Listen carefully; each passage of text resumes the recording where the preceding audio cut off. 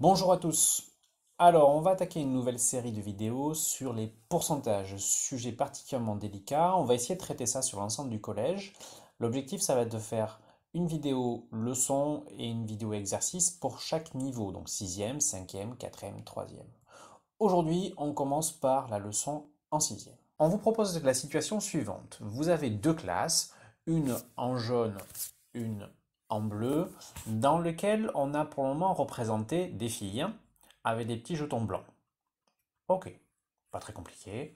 Et la première question que l'on vous pose, c'est dans quelle classe est-ce qu'il y a le plus de filles?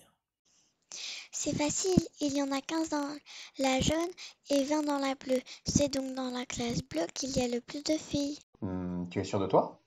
Oui, enfin, je crois, mais ça dépend de la classe, du nombre de garçons, non?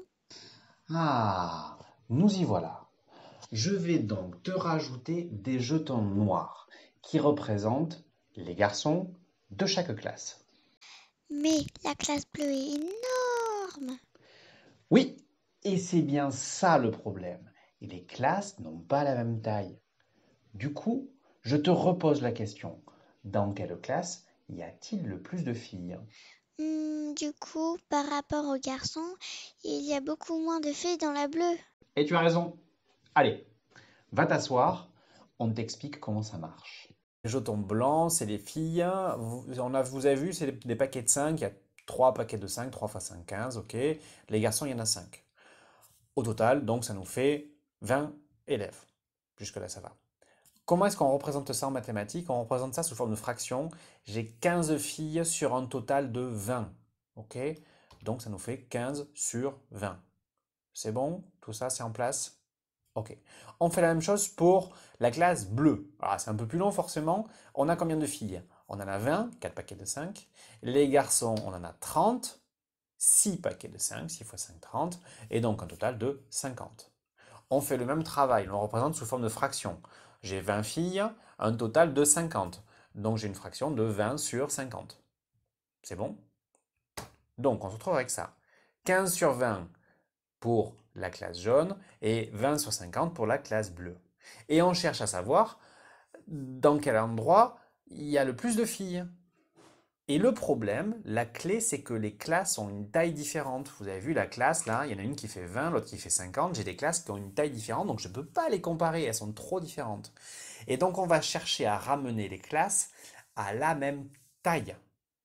Ce qu'on fait, c'est qu'on va essayer de se ramener à une taille de 100. 100, c'est un nombre qui est assez pratique en mathématiques, parce qu'on compte en base 10, tout ça, donc on va se ramener à 100. Ok. La classe bleue, j'ai 50 élèves au total. Qu'est-ce que je pourrais faire comme opération pour me ramener à une classe de 100? Bah, assez naturellement, on va faire x2. J'en ai 50, je fais x2, ça m'en fait 100. Ok. Mais si je multiplie par 2 toute ma classe, qu'est-ce qui va se passer sur le nombre de filles? Bah, je vais aussi le multiplier par 2. J'en ai deux fois plus finalement. Donc qu'est-ce qui se passe? Le 50 est multiplié par 2 et le 20 est aussi multiplié par 2. Donc on se retrouve avec 40 pour 140 centièmes. Il y a 40 filles sur une classe de 100. Si la classe faisait 100 élèves, il y aurait 40 filles sans changer la proportion entre filles et garçons. Ok? 40 centièmes, 40 pour 100. 40%, ça s'écrit comme ça. Ok? On fait pareil pour la classe jaune. C'est le même principe, sauf que j'ai une classe de 20. Alors, je veux me ramener à 100.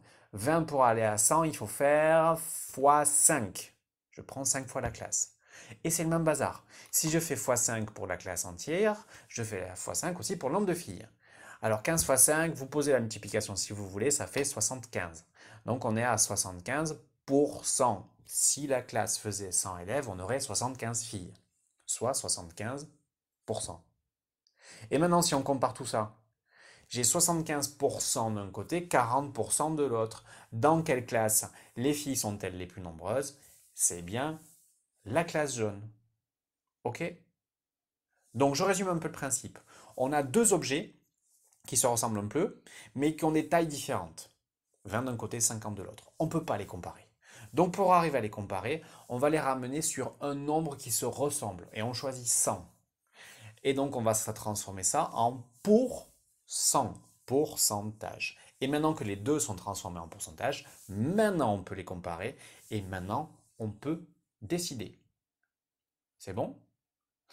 Maintenant, vous avez une deuxième vidéo qui va arriver ensuite, dans lequel on va vous proposer un exercice ou deux exercices justement au niveau 6e pour pouvoir commencer à manipuler un petit peu les pourcentages.